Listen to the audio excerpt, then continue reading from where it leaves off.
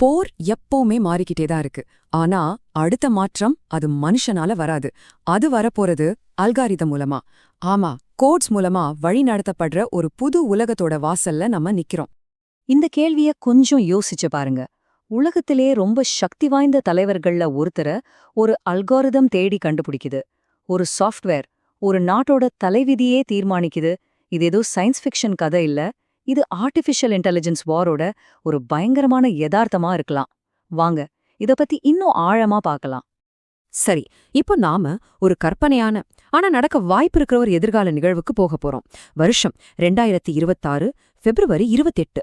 ஈரானோட உச்ச தலைவர் Ayatollah Ali Khamenei மேல ஒரு பயங்கரமான தாக்குதல் நடத்தப்படுது.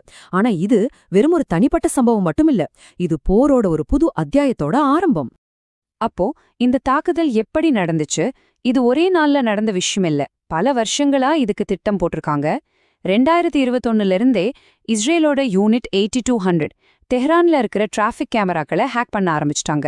அதிலிருந்து காமேனியோட பாதுகாவலர்களோட ஒவ்வொரு அசைவையும் ஏஐ வச்சு கண்காணிச்சு அவங்கள பத்தின ஒரு முழு ப்ரொஃபைலையே ரெடி பண்ணியிருக்காங்க. அப்புறம் பாருங்க, தாக்குதலுக்கு ஒரு நாள் முன்னாடி சிஐஏ கிட்ட இருந்து ஒரு முக்கியமான மீட்டிங் பத்தின தகவல் கிடைக்குது. பிப்ரவரி 28 காலையில டார்கெட் பண்ணப்பட்ட ஏரியாவோட மொத்த கம்யூனிகேஷனையும் கட் பண்ணி அந்த இடத்தையே தனிமைப்படுத்திடுறாங்க. அடுத்ததா ஒரு துல்லியமான ஏர் ஸ்ட்ரைக். அடுத்த நாள் உலகமே அந்த அதிர்ச்சியான செய்தியை கேட்டுச்சு. சோ இங்க நாம புரிஞ்சுக்க வேண்டிய முக்கியமான விஷயம் என்னன்னா, இது வெறும் ஒருத்தரோட படுகொலை இல்ல, இது ஒரு புது யுகத்தோட ஆரம்பம்.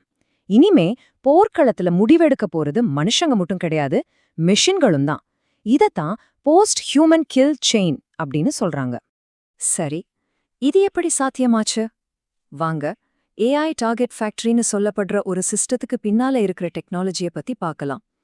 இது கிட்டத்தட்ட மரணத்தை உற்பத்தி பண்ற ஒரு தொழிற்சாலை மாதிரி செயல்படுது.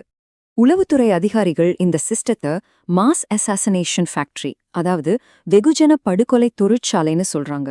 ஏன் அப்படி சொல்றாங்கன்னா, இங்க டார்கெட்டோட தரம் முக்கியம் இல்ல, எண்ணிக்கை தான் முக்கியம். ஒரு நொடிக்குள்ள நூத்துக்கணக்கான டார்கெட்டுகளை உருவாக்குற சக்தி இந்த டெக்னாலஜிக்கு இருக்கு. இப்போ நீங்க பாக்குறது நிஜமாவே இஸ்ரேலிய பாதுகாப்பு படைகள் பயன்படுத்துற சில ஏஐ சிஸ்டம்ஸ். லாவெண்டர் பாத்தீங்கன்னா தனிப்பட்ட மனுஷங்களை டார்கெட் பண்ணும். தி காஸ்பிள் பில்டிங், ரோடு மாதிரி உள்கட்டமைப்புகளை குறிவைக்கும். அப்புறம் வேஸ்டாடி, இந்த சிஸ்டம் ஒருத்தர் எப்போ வீட்டுக்கு வராங்கன்னு கண்காணிச்சு தாக்குதலுக்கு அலர்ட் கொடுக்கும். இந்த மூணு ஒன்னா சேர்ந்து டார்கெட் பண்ற வேலைய மொத்தமா ஆட்டோமேட் பண்ணிடுது. இந்த நம்பரை பாருங்க, 37,000. இது லாவெண்டர் ஏஐ சிஸ்டம் அடையாளம் காட்டின டார்கெட்டுகளோட எண்ணிக்கை. யோசிச்சு பாருங்க, நாம இனிமே தனிப்பட்ட கொலைகளை பத்தி பேசல, இது போற தொழில்மயமாக்குறது. ஒரு ஃபேக்டரியில எப்படி பொருள்களை தயாரிக்கிறாங்களோ அந்த மாதிரி. அப்போ இந்த லாவெண்டர் சிஸ்டம் எப்படி ஒரு டார்கெட்டை கண்டுபிடிக்குது? ரொம்பவே சுவாரஸ்யமான ஒரு விஷயம் இது. முதல்ல SIM card data, social media posts, location ஹிஸ்டரின்னு கோடிக்கணக்கான டேட்டாவை எடுத்துக்குது.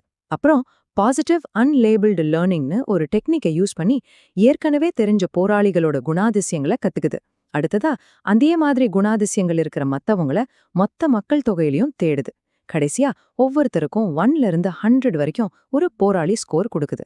அவ்வளவுதான், ஒரு சாதாரண குடிமகனோட ரெக்கார்ட் ஒரு கொலைப்பட்டியலா மாறிடுது.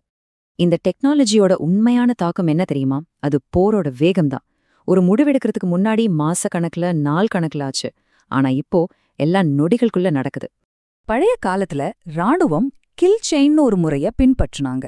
அதாவது ஒரு டார்கெட்டை கண்டுபிடி, அது எங்க இருக்குன்னு உறுதிப்படுத்து, அத கண்காணி, தாக்குதல் நடத்து, அப்புறம் சேதத்தை மதிப்பிடு. இது ரொம்ப மெதுவா, படிப்படியா, கவனமா செய்யப்படுற ஒரு வேலை.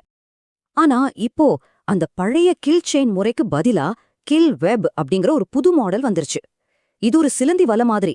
ஒரு நூல் அறுந்தாலும் மத்த நூல்கள் வழியா தாக்குதல் தொடர்ந்து நடந்துகிட்டே இருக்கும். இது ரொம்ப வேகமானதும் கூட. இந்த ஒப்பீடு எல்லாத்தையும் தெளிவா சொல்லுது. பழைய போர் முறையில ஒரு முடிவெடுக்க நாட்கள் இல்லனா மாச கணக்குல ஆகும். ஆனா இந்த அல்காரிதம் போர்ல சில நொடிகள்ல இருந்து சில நிமிஷங்களுக்குள்ள முடிவெடுத்துடலாம். இந்த வேகம்தான் மொத்த ஆட்டத்தையுமே மாத்துது.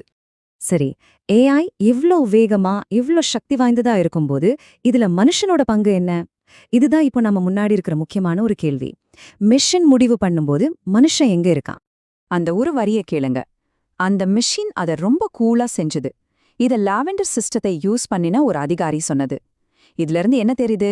அல்காரிதம் எடுக்கிற முடிவுகள்ல எந்த விதமான உணர்ச்சியும் இருக்காது. இரக்கம், சந்தேகம், மனிதாபிமானம் இதுக்கெல்லாம் அங்க இடமே இல்ல. இத உங்களால நம்ப முடியுதா? ஏஐ ஒரு டார்கெட்டை செலக்ட் பண்ணதுக்கு அப்புறம் ஒரு மனுஷன் அதை சரிபார்க்க எடுத்துக்கிற நேரம் வெறும் 20 நொடிகள். அந்த 20 நொடிகள்ல ஒரு உயிரை எடுக்கிற முடிவு எடுக்கப்படுது. இதுக்கு பேரு சரிபார்ப்பு இல்ல, இது வெறும் ஒரு ரப்பர் ஸ்டாம்ப் மாதிரிதான். இங்கதான் உண்மையான ஆபத்துகளே ஆரம்பிக்குது. முதல்ல ஆட்டோமேஷன் பயஸ்னு சொல்வாங்க, அதாவது மிஷின் சொல்றத அப்படியே நாம நம்புறது. அடுத்து அக்கவுண்டபிலிட்டி கேப், ஒருவேளை ஏஐ தப்பு பண்ணிடுச்சுன்னா யார் அதுக்கு பொறுப்பு? கடைசியா பிளாக் பாக்ஸ் பிரச்சனை, அதாவது அந்த ஏஐ ஏன் அப்படி ஒரு முடிவை எடுத்ததுன்னு நம்மால யாருக்குமே விளக்க முடியாது. இந்த பிரச்சனைகள் எல்லாம் சேர்ந்து பொறுப்பு, நீதிங்கிற விஷயத்தையே கேள்விக்குறியாக்குது. இந்த டேபிள் இந்த முழு மாற்றத்தையும் சுருக்கமா காட்டுது. ஏஐக்கு முன்னாடி எப்படி இருந்துச்சு, இப்போ எப்படி இருக்குன்னு பாருங்க. முன்னாடி நேரடியா பார்த்து தான் டார்கெட்டை உறுதிப்படுத்துவாங்க. முடிவெடுக்க மாச கணக்காகும். எல்லாத்துக்கும் மனுஷன்தான் பொறுப்பு. டார்கெட்டுகளும் ரொம்ப கம்மி. ஆனா இப்போ எல்லாமே புள்ளி விவரம்தான். முடிவெடுக்கிறதுக்கு வெறும் நொடிகள் போதும். மனுஷன் ஒரு சூப்பர்வைசர் மாதிரி ஆயிட்டான். டார்கெட்டுகளோ ஃபேக்டரி கணக்குல தயாரிக்கப்படுது. சரி, வாங்க அடுத்த கட்டத்துக்கு போவோம். இந்த டெக்னாலஜி எல்லாம் போரோட எதிர்காலத்தை எப்படி மாத்த போகுது? நாம மனுஷங்க இல்லாத ஒரு புதுவிதமான போர்க்களத்துக்குள்ள நுழையிறோம். இந்த புது உலகத்துல நம்ம எல்லாருமே வெறும் டேட்டா பாயிண்ட்ஸ் தான். நம்மளோட டிஜிட்டல் அடையாளங்கள் ஆயுதமாக்கப்படுது. ஒரு சாதாரண குடிமகனுக்கும் ஒரு எதிரிக்கும் உள்ள வித்தியாசம் என்னன்னா, ஒரு அல்காரிதம் கொடுக்கற ஒரு ப்ராபபிலிட்டி ஸ்கோர் மட்டும்தான். யோசிச்சு பாருங்க, இதே டெக்னாலஜிய அணு ஆயுதங்கள் மாதிரியான விஷயங்கள்ல பயன்படுத்தினா என்னாகும்? ஏஐயோட வேகம் தப்பான கணக்குகளுக்கு வழிவகுக்கலாம். அதோட முடிவுகள்ல இருக்கிற ஒரு சின்ன சார்பு கூட ஒரு பெரிய போரையே ஆரம்பிச்சு வைக்கலாம். இன்னும் மோசமா சொல்லணும்னா, ஏஐனால இயங்குற சைபர் தாக்குதல்கள் அணு ஆயுதங்கள் மேல நமக்கு இருக்கிற கட்டுப்பாட்டையே இல்லாம பண்ணிடலாம். அதனால கடைசியா இந்த ஒரு கேள்வியோட நாம முடிக்கிறோம். இன்னைக்கு ஏஐயால உலக தலைவர்களே கண்டுபிடிக்க முடியும்னா, நாளைக்கு யார் வாழணும் யார் சாகணும்னு மெஷின்களே முடிவு பண்ண ஆரம்பிச்சா என்ன ஆகும்? இந்த முக்கியமான விஷயத்த பத்தி நீங்க என்ன நினைக்கிறீங்க? இது நம்ம எல்லாரோட எதிர்காலம் சம்பந்தப்பட்டது. உங்க கருத்துக்களை மறக்காம கீழே கமெண்ட்ஸ்ல சொல்லுங்க. ஏஐ மற்றும் போரோட எதிர்காலத்தை பத்தின இந்த மாதிரி ஆழமான அலசல்களுக்கு எங்க சேனலுக்கு சப்ஸ்கிரைப் பண்ணுங்க. உங்களை யோசிக்க வைக்கிற அடுத்த வீடியோல சந்திப்போம்.